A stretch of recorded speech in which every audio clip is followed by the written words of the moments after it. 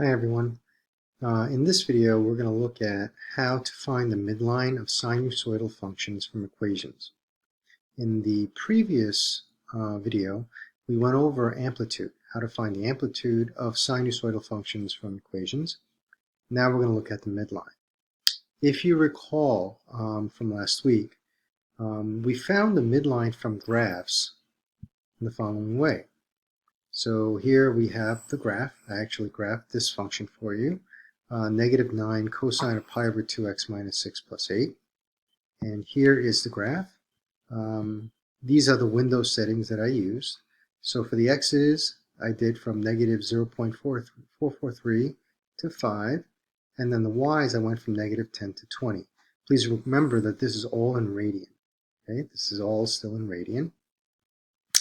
Now, if you recall, to find the midline, again, we're given some points here, so let's just take them.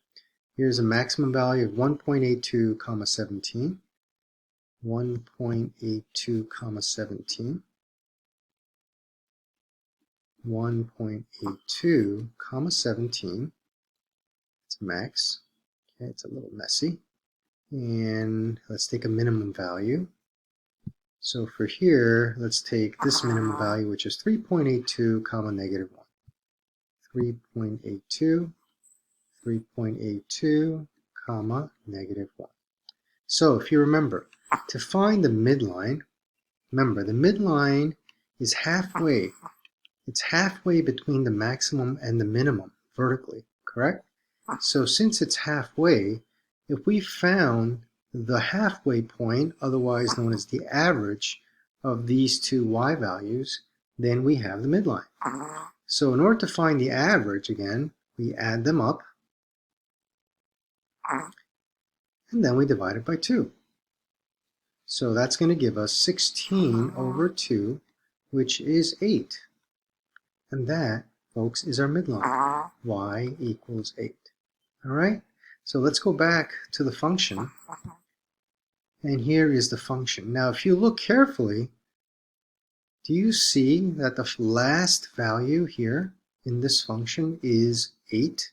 And it's positive 8, which also coincides with our positive value of y, which is 8. So 8 is the answer for the midline. Y equals 8. All right? Now, let's take a look at another example. We have this function, y equals -4 sine of 2x minus 7 plus 3. Again, if you look at this last example, it says plus 3, doesn't it? So what if I put plus 3 in, just like I did with the last problem?